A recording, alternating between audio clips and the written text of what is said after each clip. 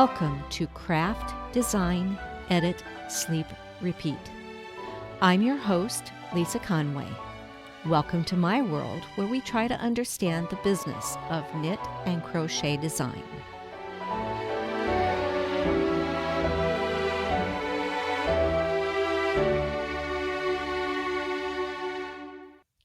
Well, welcome back, everybody. I know last time I said that I would only be doing interviews when I found someone, and I found someone excellent.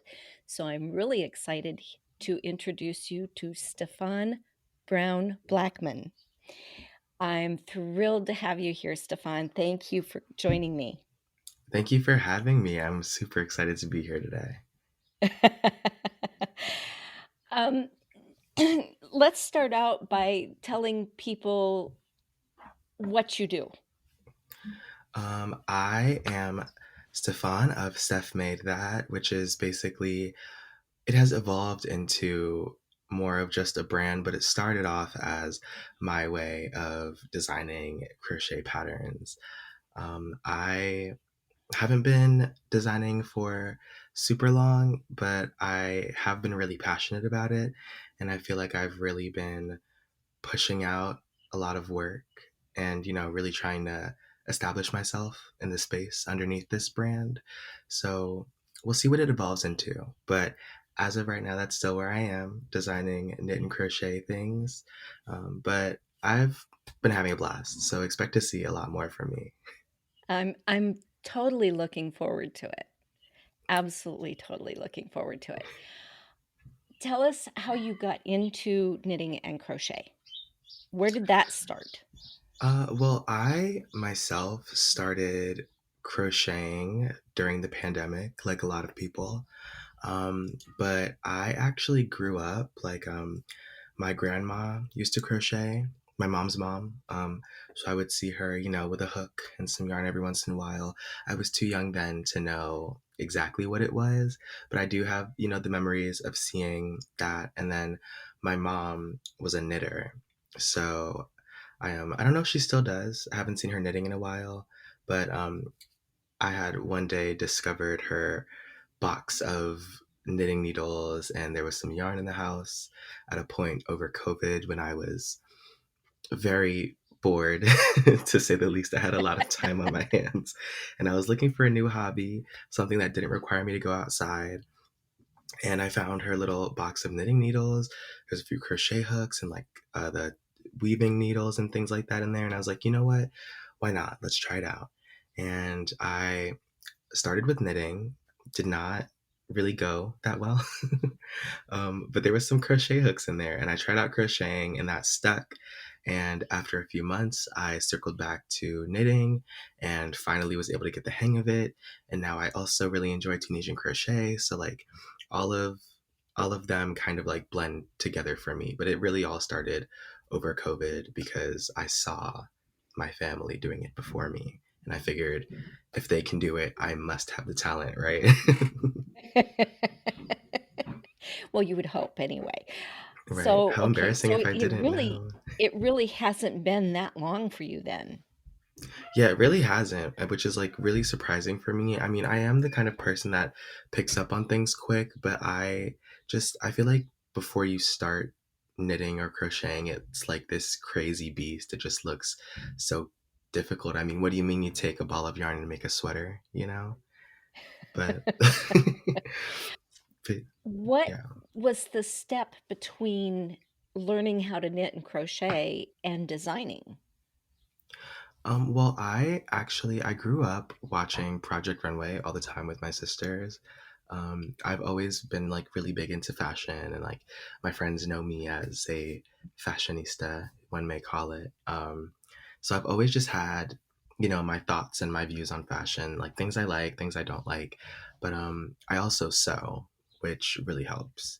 I started sewing, I want to say in high school is when I started taking it seriously. I actually got a sewing machine, learning how things fit on people. Obviously, it's not the same in knitting or crochet as it is in sewing, but the designing concept is the same of I have this idea and how do I put my own spin on it. So it really Well, came from that. there is still a lot that can be learned from pattern alterations and that sort of Mhm. thing that can be transferred from sewing over to the only real difference is the type of fabric, and if you stop and think about it, we've been sewing on knits for, 50, 60 years at Right. least, and, so there's a transposition there that can help.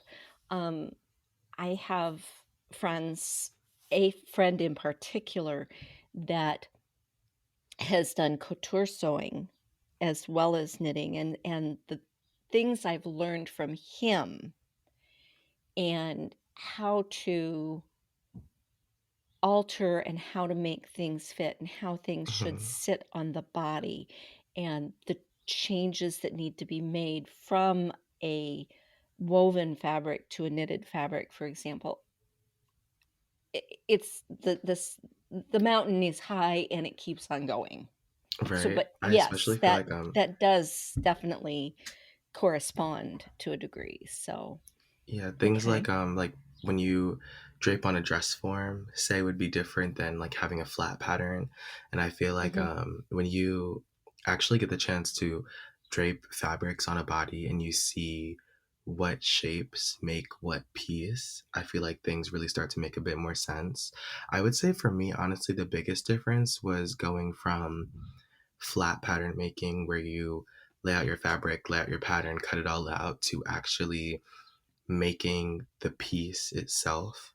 So, like when you make, say, a sweater and you're making the front panel, when you go to sew it, you're cutting out your armholes and you're cutting out your neck hole and you cut it all out at once. But when you're knitting or crocheting or whatever you're doing with your fiber art, you're making it from one end to the other. And so in my mhm. brain, it took just a teeny little bit of restructuring to understand that like I'm still making two armholes. It should still look the same. I'm just doing something different to get there. Right. I it's the act of shaping your fabric as you Mhm. create it rather than having a piece of fabric, shaping it, and then sewing it. Mhm. Mhm. Yeah, Exactly. I know what you're saying there. Well, it sounds like you've got a really interesting view of going from the sticks and the yarn or the hook and the yarn to the finished object, which explains the pattern that I edited for you that I really was struggling to see in my head the shape it was going to be. Yeah, I it's an literally had to interesting shape. draw it. I literally had to draw it out to see it. It's a And very then I went, interesting shape. "Oh, I get what he's doing." But I, like, drew a schematic because I couldn't figure out where it was going to go. Wait, that's so cool. I would like to get up to That that level one day. that was it was a really interesting process to in my head because, as an editor, I wanna make sure that your end goal is actually gonna match, especially when I don't have photos like Mhm. that. Um So I really had to just, like, draw it out on a piece of paper and go, "Okay, if he's got a rectangle, but he's gonna cut it in the middle and do this, oh, okay, I see what's happening here." Mhm. Right? That's But so I cool. literally had to do that to get there, Yeah, which was one of these great days I'll because take an editing course. it really was helpful because I could see the ingenuity, I could see that this was gonna be something different, which was great. I loved it. Anyway, when you design, who are you thinking of? Who's your ideal maker? Honestly, I always struggle with this question because I have so many thoughts and opinions on fashion and design, what have you. And I'm inspired by a lot of things. So I know like when it comes to like sewing and like the big fashion houses, like Prada has their house codes they call it, which is like their aesthetic, their viewpoint, you know, like Mhm. say when every time they made a shirt, if they always put their buttons on the left side, or if they always use red thread when they sew on their buttons, things like that. That's like their thing. And I feel as though I'm Mhm. the kind of person where maybe one day I want to sew my buttons on with red thread and another day I want to use blue, or maybe one day I want to use metallic thread or fishing line. You know, I feel very fluid in that sense. Whereas I feel as Mhm. though it's kind of get in where you fit in. Like if you see a pattern I made that you like, definitely hold on to that. But there's no guarantee that my next pattern will be in a similar fashion. So I would So say that, each pattern kind of has its own target. yeah, like they're all very, I feel like all my patterns, they, you would never look in my library and necessarily guess that it's all one person. I guess I Right. designed for people who like to experiment and like to try different Okay. things.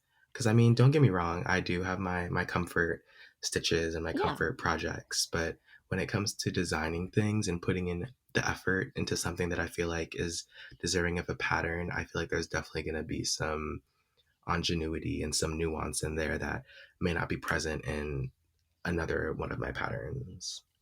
So that is your target. It's the cutting edge. Yeah, I guess you could say That that. um like we're talking about with the other pattern. It's that how can oh, I see this new shape. How can I get there? Right, Kind of right. thing. Hmm. I love that. Um I think that it's great not to box yourself in, Hmm. you know? I agree. Um, that's awesome. So, I get why you have a hard time with the question, but I think your answer is that it's not so much a target audience as it is just pushing the boundaries, Mm-hmm. right? Yeah, yeah, that is exactly what I mean. Yeah. Yeah, yeah.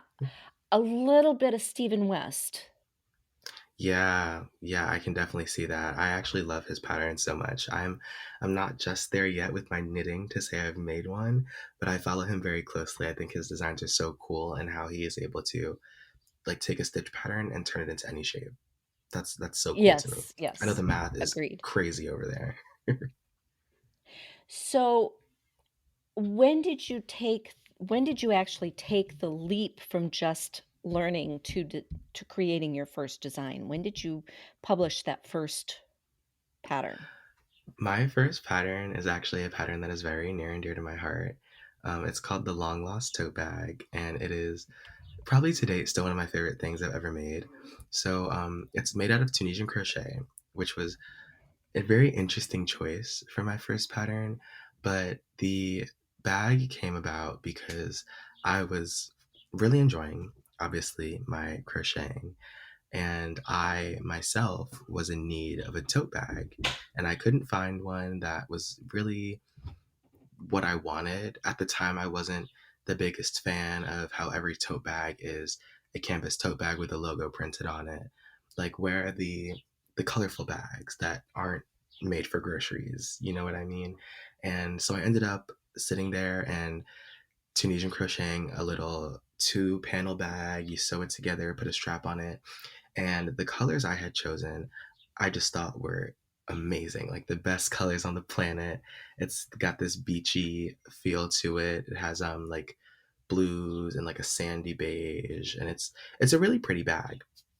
But once I finished making the bag, I wore it around like on the town, and I got a lot of compliments. And I was just thinking, if everyone else thinks this bag is as cool as I do, why don't I write it down?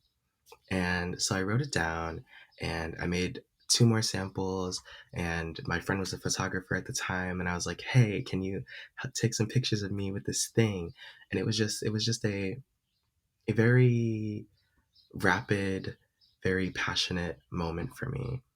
And it was just very, very exciting. I sold a few bags and it was from there, it was just like, oh yeah, like I could do this. Like if I had so much fun just making something that originally was just for me, how much more fun could I have if I actually put in some time and thought and made things that I think are worth selling. And how long ago was that? I want to say maybe about a year or two ago now, like about 2 years now. Okay. So it's yeah. No, we're in 20. Um, Ooh, it's been a while. It was about, I want to say like about 6 months after I started crocheting. okay. So very, Yeah. very quickly from point A to point B. Oh yeah. When I say I had a lot of time on my hands, I mean a lot. Me and TL Yarn Crafts YouTube channel were best friends, and I did nothing but knit and crochet for a solid, like I want to say 3 weeks. I still have all of my beginner swatches somewhere in a bag in my room. I actually think they're in here. Yeah, I've got them right next to me.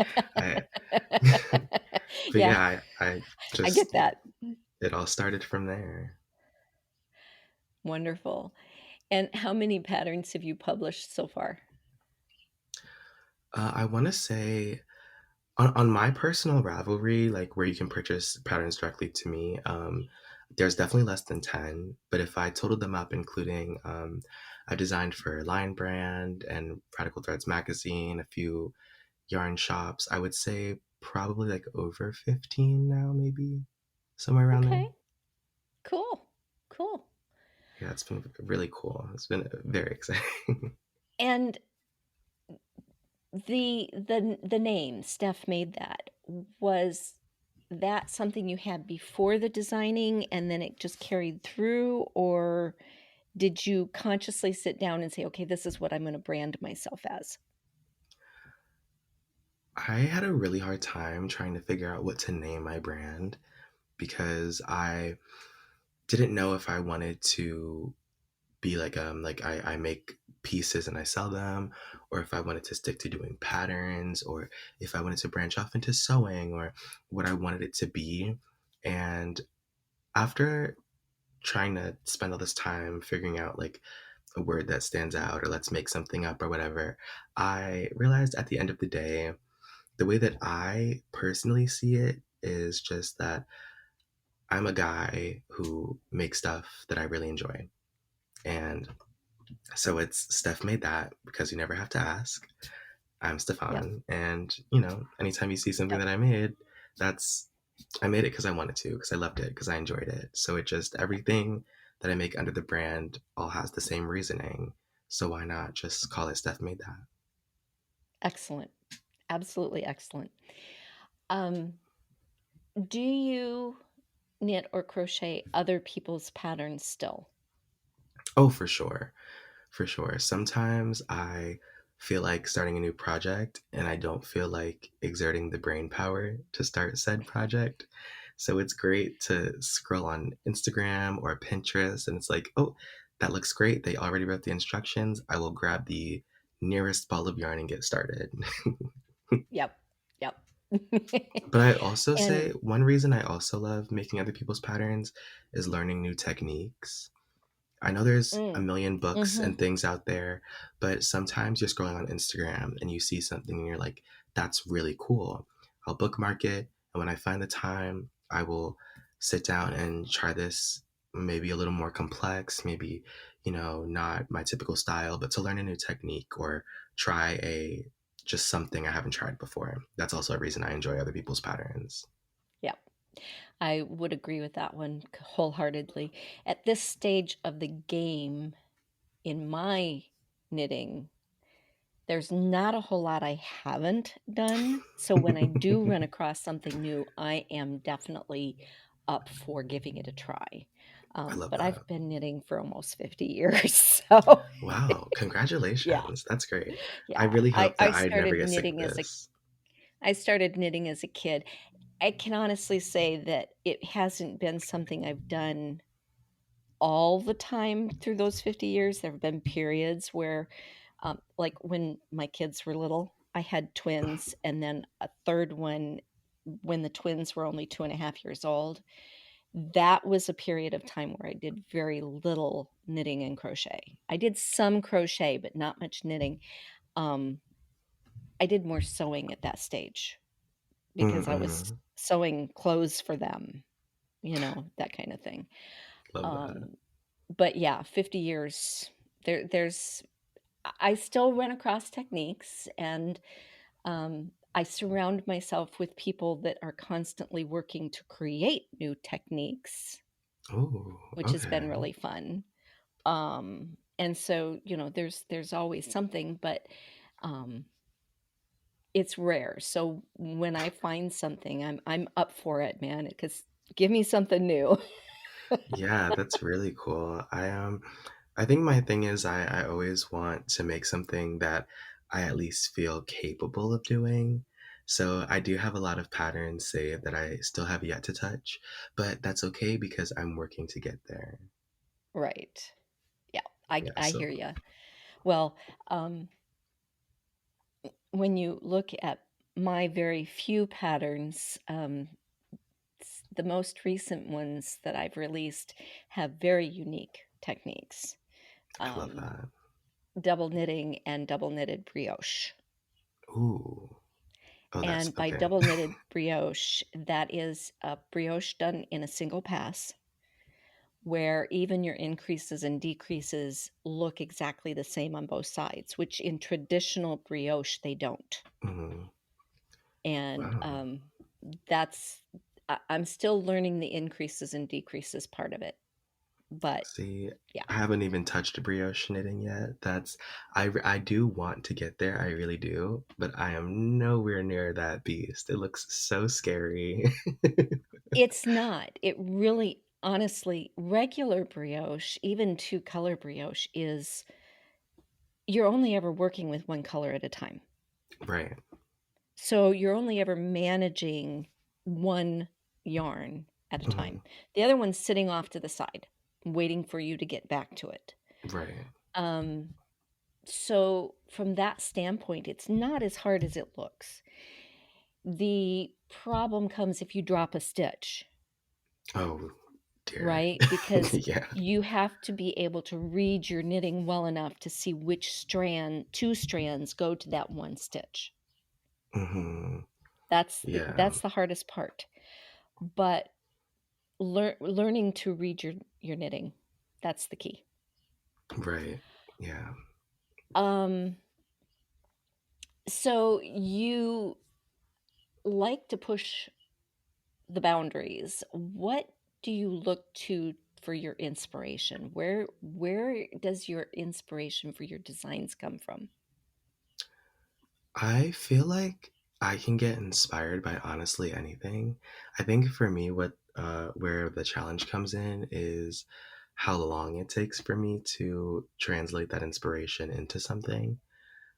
So I've had like instances where I have a bucket hat called the Flower Power bucket hat, and it is one of those bucket hats that has the really ruffly brim that you've seen around on Instagram, but mine has some post stitches on it to give it some structure, so it sits more like a flower.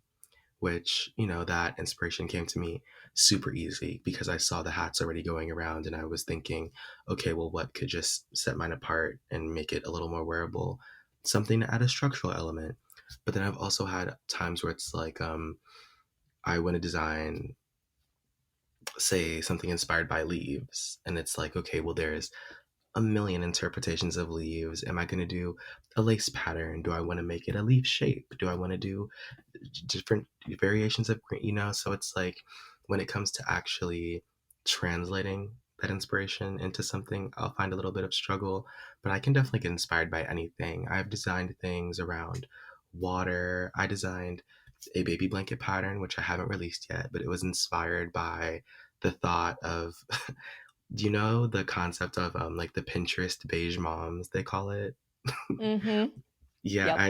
I made a baby blanket that I was like, what would a beige mom want in her kid's room? And that's how that blanket came about. So I can truly be inspired by anything. I'm just having fun. I have to know, what did you call it? I haven't come up with a name for it yet, but I wanted to Ah, name it okay. maybe like Mason or like Haley or something, but like spell it kind of funny. Yeah. I love that Right, idea. or like the Ashley baby blanket, and it's like EIGH or something. Just something fun, a little silly, nothing offensive, just a little silly. Yeah, I love it. I think that's great. Um, it's I think that what I'm hearing you say is that sometimes you have an idea, but you don't necessarily have the techniques yet, and you've got to figure out the techniques to make it happen.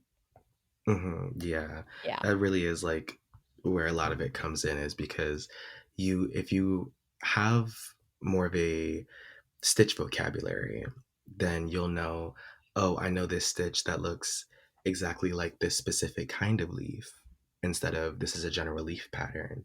And then you could be more specific with what you intend to create because you are more comfortable and more familiar with the possibilities of what you can actually right. create. Yeah. Yeah. I have a design that I'll probably not start working on until next fall, that I'm struggling with a similar situation. I know I want to use double knitted brioche to create the pattern, Hmm. but because I'm not as familiar with the increases and decreases, I'm not sure quite how to make the shape happen, Mm-hmm, right? hmm. So I've got to figure that part out before I can actually do the design. But the design is Right. there. It's in my head. It's actually I don't know if you do this, but I keep a notebook Ah, where's of mine? It's right here. It's ideas. right here. I got my notebook right here. Yeah, because when an idea hits you, you may not have the time or energy to put into it right now. So, yeah, keeping a design notebook, and mine actually is digital Ooh, I like that. rather than a paper notebook. That way, it's with me all the time because it goes from my computer to my phone to my iPad. So no matter where I'm at, I can Right. access it and add the design, and it's in the form of a Kanban board. So I can move things around when I'm to the point of actually Hmm. starting it. I can, Right. see which ones am I actually working on. It's my I think it's my left-brainedness that has to do that in order, because I am That's me more of a too. left-brained person. You know, I've done accounting in my life. I've, been a teacher.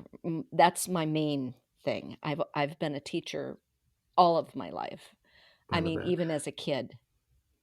Yes. And My last week was sister Teachers was Week. Thank you for your work as a teacher. my sister was the boss. I was the teacher. Ooh, That's just I the love way that. it was I in love our that. house. My You sister's got the better still the job. I boss. was gonna say you got the better job. So yeah, writing those things down, and then I'll go back and I'll make notes on what techniques I think will work, Mhm. because I do have a fairly wide repertoire after 50 years. Yes, I love So, it. I really do. that might be a hint for you there. Um, I am honestly, unpopular opinion. I hate making gauge swatches. And I say unpopular opinion, even though knowing that's a supported opinion. I will make a gauge swatch. I will suffer through it because I know they're important. I will never deny that a gauge swatch is important because they are. But I right. hate having to sit down and actually organize my thoughts, which is why I love my notebook, because I feel as though even though I'm not actually making anything, I can trial and error on a piece of paper, and if it's bad, I can rip it out, or I can test out colors and combinations and things like that. Actually, Mhm. though, I will say you're right about the digital aspect, because I can't tell you how many notes I've like sit down and tried to draw with my finger on my phone, and I get home and I'm like, what is that? Yeah. Well, when it comes to the drawing part of it, I'm not an artist. Both of my sisters, I have 2, one older and one younger, are really good with paints and Mhm. colored pencils and that kind of thing. I mean, they're really good at it. I've never really been good at that. But initial drawings are always done on paper. Mhm. and a really good pack of colored pencils is a designer's favorite friend, Oh, yeah, right? it's a game Because changer. yeah, but when it comes to actually keeping things long term, I'll take a photo of that and tuck it into the digital note so that I don't lose it, because Mhm. I will lose pieces of paper faster than you can blink. Yeah, I'm not afraid to tear out a page, so I also do the same thing, actually. Yeah, yeah. Um, so have you ever in the short time you've been doing it, has there been a moment where it was overwhelming? Where the designing was overwhelming and you were like, "Maybe this isn't what I should be doing." Oh, for sure, yeah. I feel like it's also because I did go from learning the actual craft to designing so quickly, but I found myself in the usual way of comparing myself to others because I was so new and I'm wondering, like, is it because I'm new or is it because my ideas aren't good enough? Like, what exactly keeps people from looking in my direction? And obviously, also, I am like actually pretty young. I'm 22. So that's also like a being a young person thing, like failing to Mhm, understand that social media is not real life.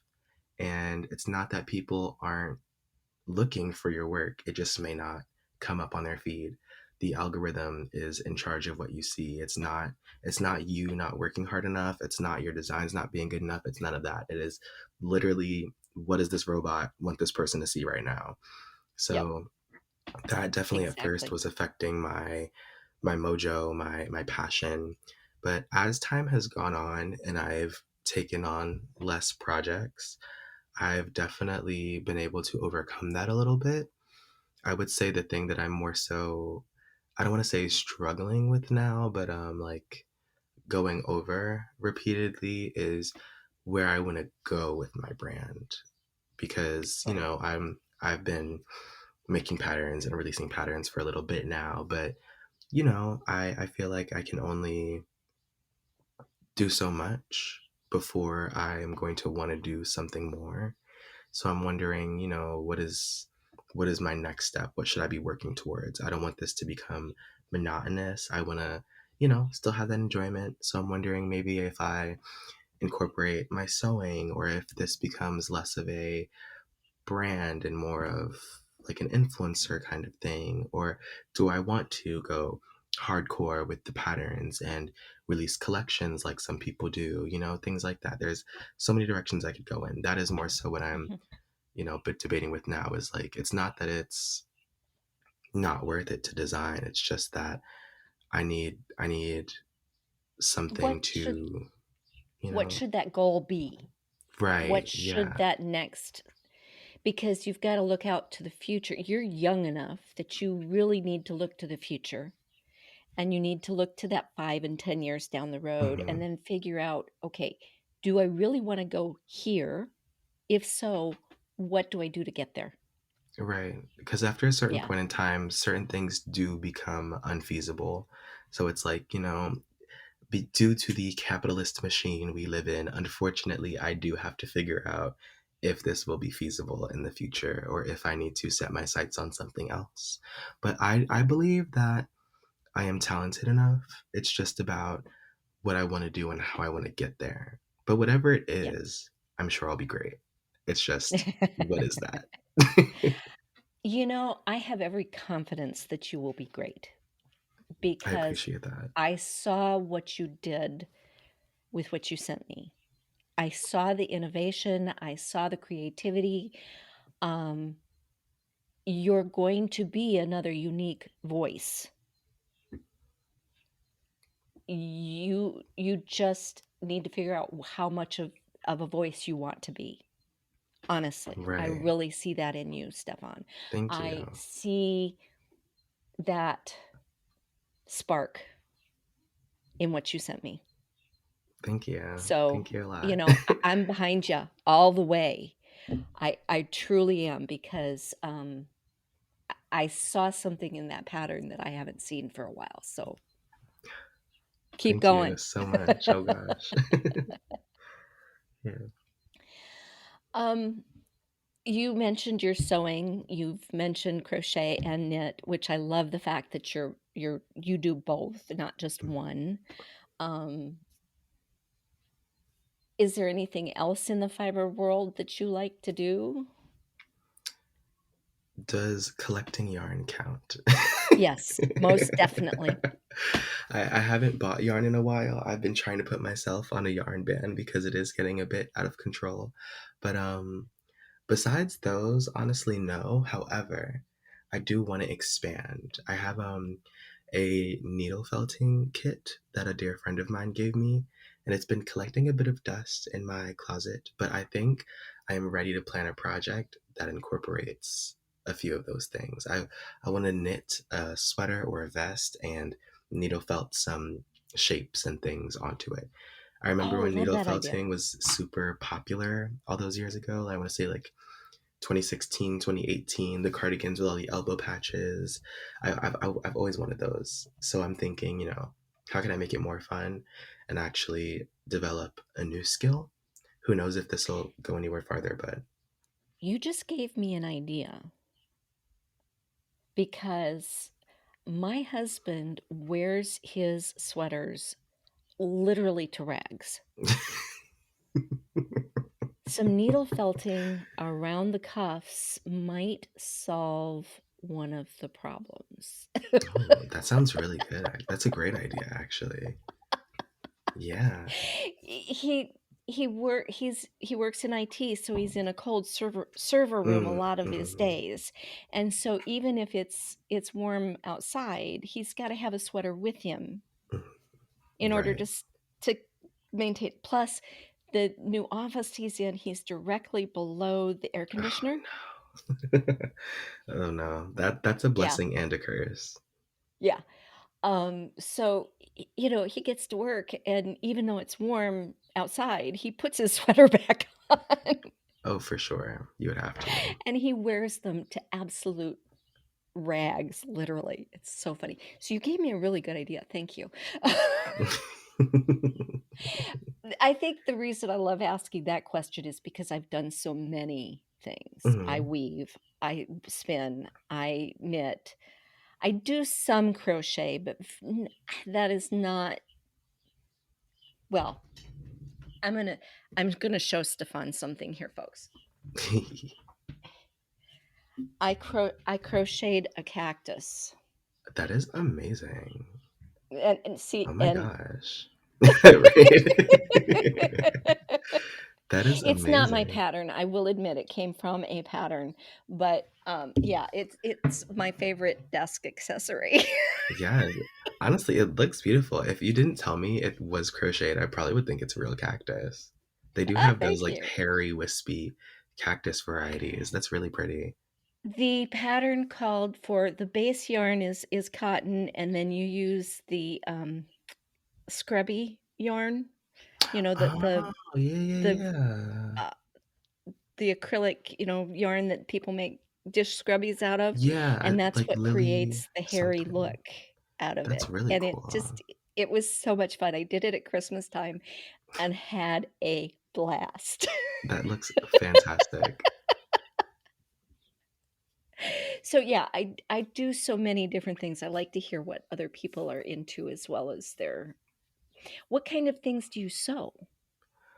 Do I really enjoy women's wear and I would love to get more into menswear. It's just that my gripe is that menswear is not as fun and creative as women's wear is, and obviously that presents a unique niche for me to somehow fill. But my problem is that I don't feel like I've explored all I want to explore in women's wear. I love a pretty dress. What can I say? I love a pretty dress. It's just there's not many things better in the world than a red carpet because it is full of pretty dresses. Like they're just and then if you walk around a Joann's, like there's so many luxury fabrics or like even like bridal, like I love bridal gowns because they really are just so special. And menswear doesn't really have that. I think menswear is really about technique and fit, whereas Yeah. women's wear, yes, those things are important, but it's more about the idea and what you can do. Like, women's wear, you've got bright colors and pleats and ruffles and ruching and beading and menswear, Right. it's every red carpet, it's like, here's a black suit in satin, here's a black suit with a silk lapel, here's a silk shirt, it's all about technique. And although technique is beautiful, I would love it if menswear could be more optical in the way that women's wear is. Yes. I get that completely. And I know a number of our male gendered designers are fighting that very issue. Right, exactly. You And know, it's really it's hard. and especially when you come at it from knitting and crochet, it seems even more restrictive Hmm. in what you can find for men. Exactly. I feel like it's a lot So, of adapting sweaters and garments designed for AFAB people, assigned female at birth people, to make them fit you, or going up yes, in yes. sizes. And it's just really hard because people aren't as receptive to male presenting people in traditionally feminine clothing. I'm not really like a huge gender roles person. I mean, like, don't get me wrong. Mhm. I identify as a cisgender male and I still present very masculine, but I also collect purses and I love rhinestones, and like, I have no opposition to a man in a skirt kind of thing. But I also feel as though, since everyone is not like me, obviously I'm going to be more receptive and more willing to the idea. It's about, how do you get people who aren't as receptive and willing to give that the time of day? How do you get them to see what you see?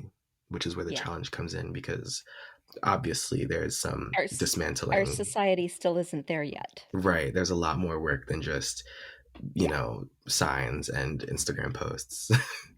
yeah. I totally get it. Being from a much older generation, I've seen changes since I was a kid, but I also know, having young children, because started my Mhm. family very late. I am 63. My youngest is Stunning. 18, Oh, wow. and That's she so cool. graduates this week. That Okay. is so cool. Yeah, they have taught me a lot about seeing the world in a better way. Mhm. That youngest child is um, my teacher in so many ways, and I it love that. on so many levels. It's amazing. Yeah. I love that. Um, That's awesome. but it's helped me recognize, and while I still struggle to design from that perspective, Mhm. I love the fact that there are designers out there that I can support, that are doing work to broaden that. Um, The gap. Jill Walcott and what she's done to broaden just the idea of sizing, Mm-hmm. because instead of looking at the outward body, she's looking at the bone structure and trying to create sizing based on bone structure. So you said, That's cool. female female at birth, right? But Mhm. you're not female anymore. You still Right. have a unique bone structure, and sizing is going to be different from you, for that person, than it is for someone who was male at birth and And still presents as a male. mhm. Yeah. There I also and think that I also love when I get a pattern and I see that, instead of like extra small, small, medium, they'll go like 1, 2, 3, 4, or ABCD, because I feel like that also really helps you feel more comfortable selecting whatever size, and it's not tied to like oh, I'm an extra small in women's and a medium in men's kind of thing. You know, it really Right. it's about bridging that gap. I the episode that just released earlier this month was literally talking about the misconception when you use those standard terms Mm-hmm. and Mm-hmm. how it's important to look more at what is the physical dimensions and the shape. Exactly. Exactly. Okay. The pattern I'm working really hard on right now, it's in testing. It's going to have to go through a second test phase because I didn't get enough testers. I have 20 sizes in it. Oh, oh, what? Congratulations. That's amazing. It still doesn't go as high as I wish it did because the size charts don't go that high. Mm-hmm. And it's a struggle to extrapolate how much difference it will be as it goes higher. But Right. I'm working on that. It has That's 20 sizes. amazing. It has 2 sleeve lengths and 3 body shapes. That's amazing. That's beautiful. I'm excited for that. I'm very excited for that. As I designed it, I realized that my initial concept was too restrictive, Mm, and so I decided to add, instead of just one with waist shaping so that it comes in a little bit and goes out, um, I did an A-line for those who have larger hips, smaller chests, and I did a straight up and down. that's great. That's So stunning. it's got all 3 of those categories in the same design. Um, Yes. You said if you want it this was a lot item, of you can work. have this item. Yeah. No matter who you are, as long as it fits your body's shape, your sizing with your comfortable ease, you can make this sweater. That's amazing. That's Yeah. really amazing. That's very groundbreaking, actually. I don't think I've ever heard of a pattern with so many sizes. That's very exciting. They're getting a little more common. Some sweaters, it's almost impossible to do that many sizes because of pattern repeats. When you've got a stitch Oh, repeat yeah. that is, like, for example, the stitch repeat on the ribbing is 12 stitches. Mm, There's only so much you can do with 12 stitches, right? right. I made it work. But when you get into, like, color patterns and things like that, where you've got these repeats, you have to remember that the size can only the physical measurements can only be X because you have to have a full repeat. Right. Right. So, what was 20 sizes may only actually fit into 10. Right. Because, right. Hmm. Right. The range is more important to me than the number of sizes. It goes from a, s- and I design in centimeters and then convert to inches, so I have trouble remembering. It goes from 70 centimeters up to 160 centimeters, Oh, and that's nice. 28 inches up to like 65 inches, 66 inches, somewhere in there.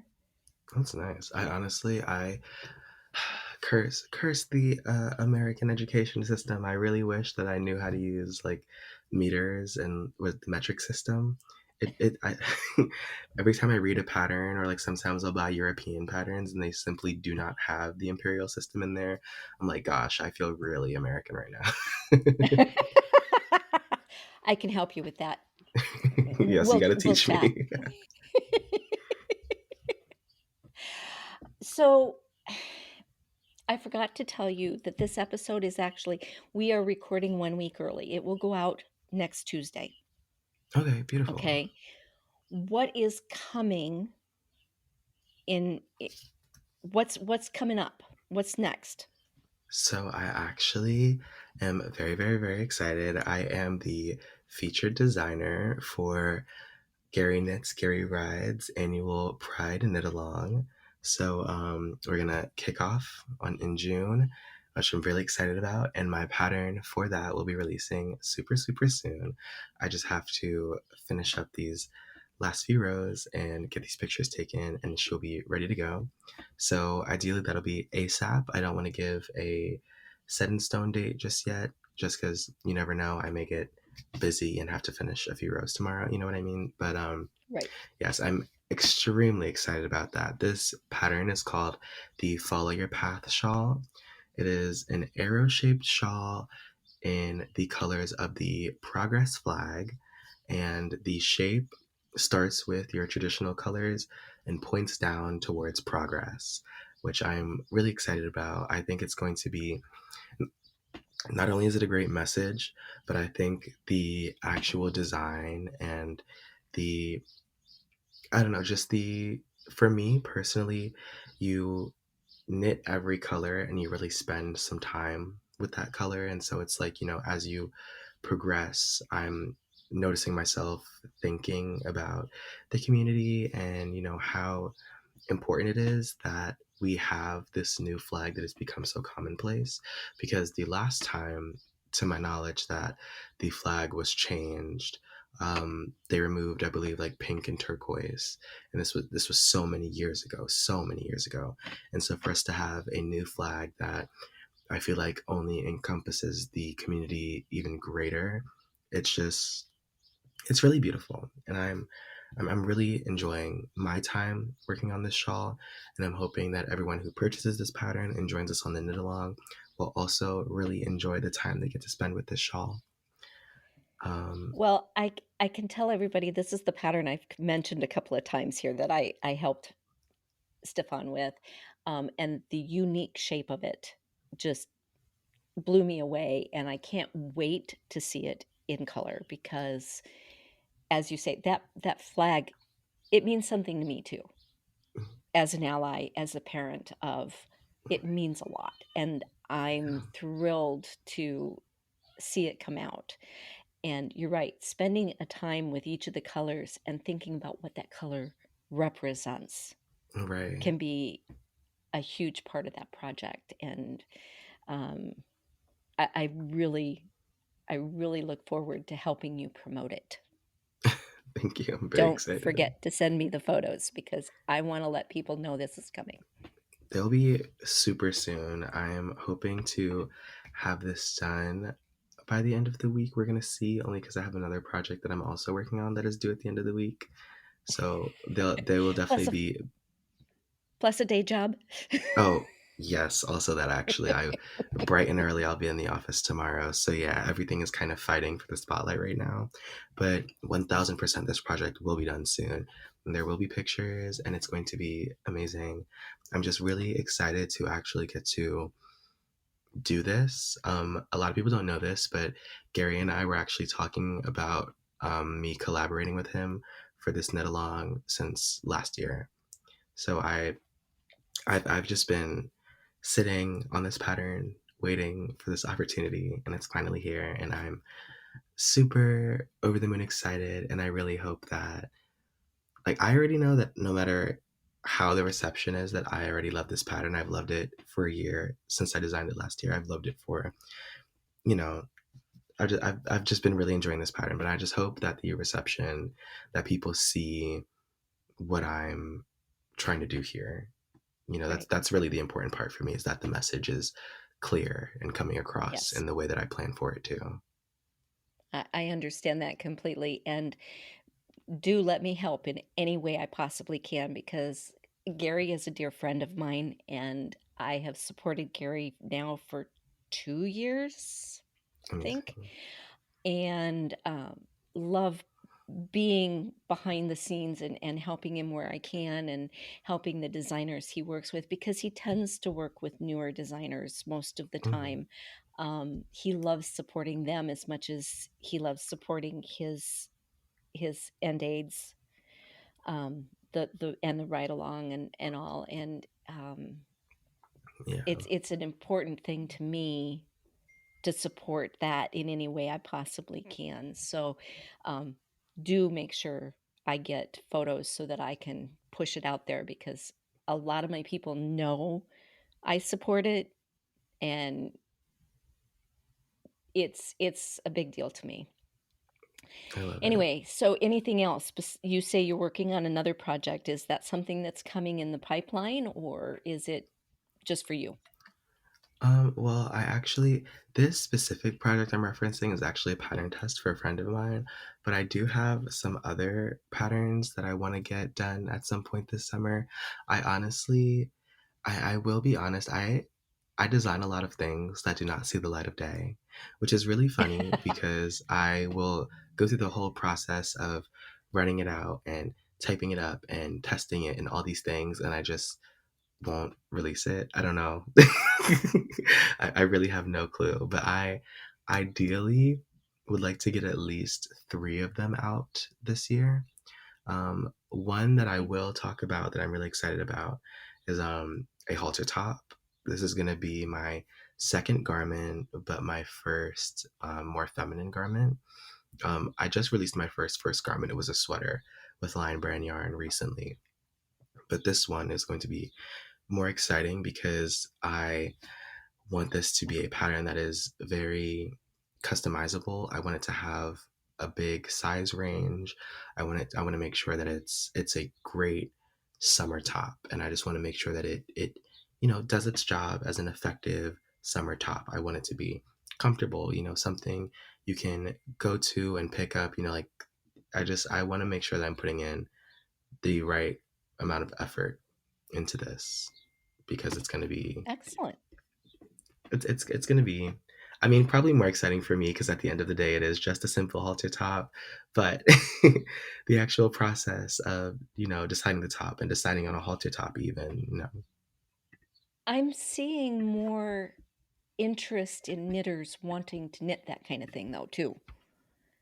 Um, okay. there was a period where very few knitters and crocheters, fiber workers, wore that kind of thing, but it's becoming more Right. popular. So I think now is a good time for that. So yeah, Oh, that's let exciting. me know if Yeah. that can help in any way. That would be Um, awesome.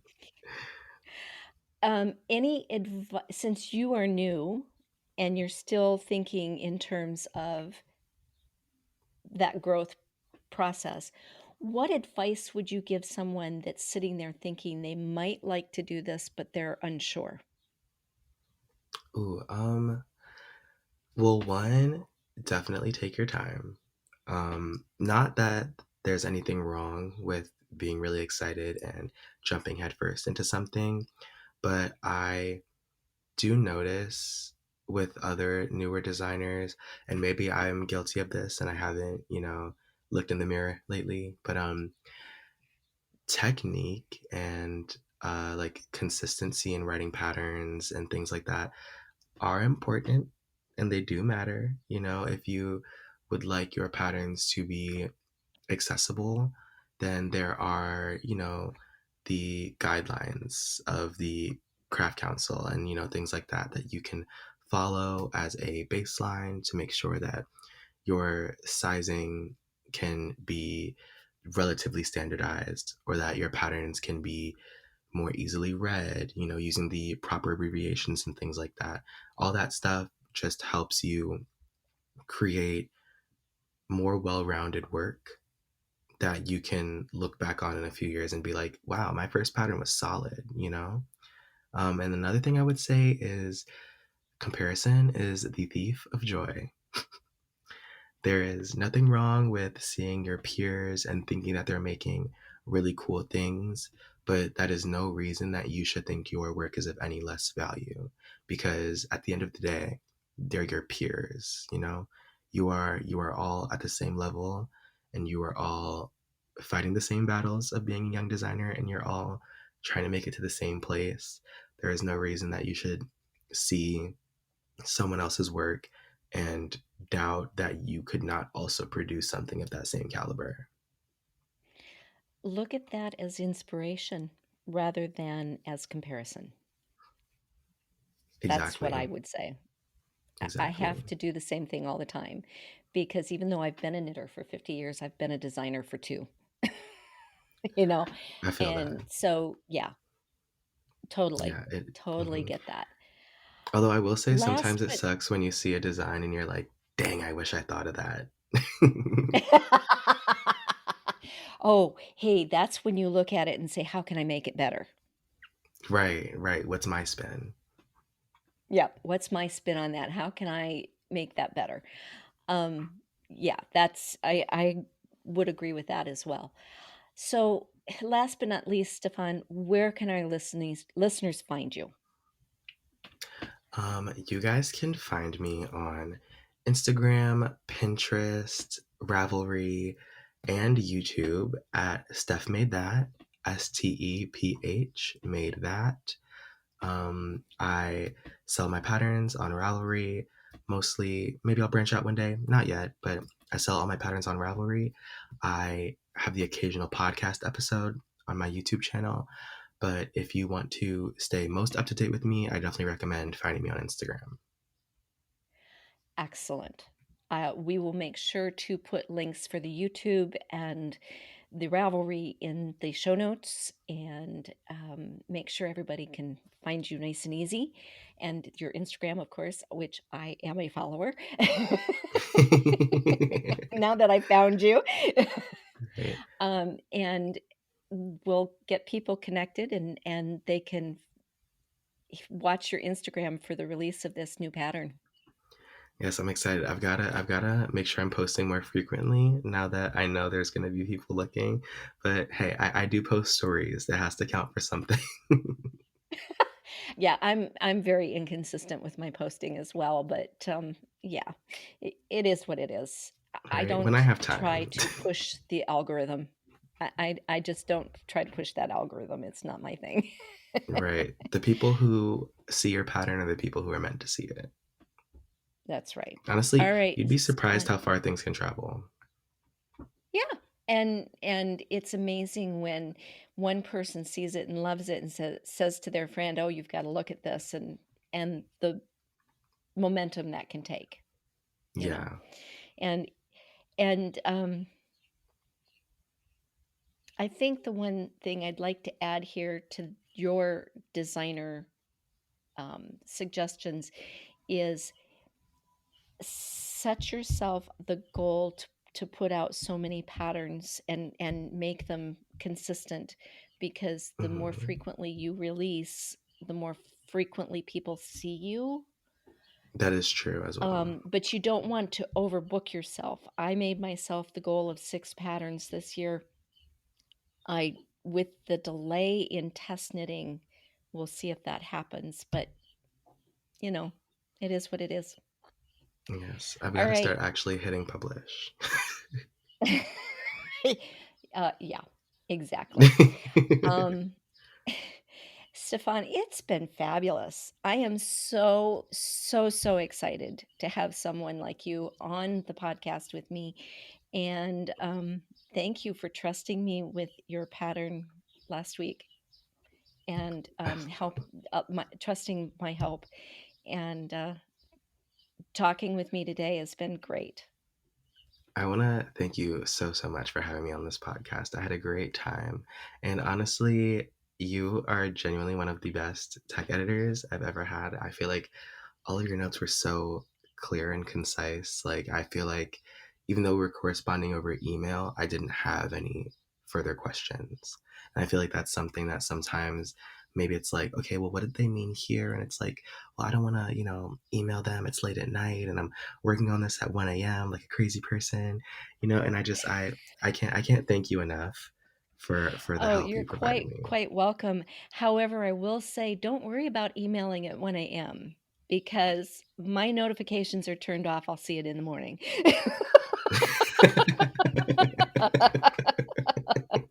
Although I have to admit, I'm a night owl, and your 1 a.m. is definitely not my 1 a.m., so Oh, you might even catch right. me. We're Yeah, 4 I'd be hours so in lucky. time difference, so, you know, I'm probably still awake at that Right. point. Yeah. I'll have to keep that one in mind, actually. Alright. You have a wonderful rest of your day. Thank you so much. I hope you have the same.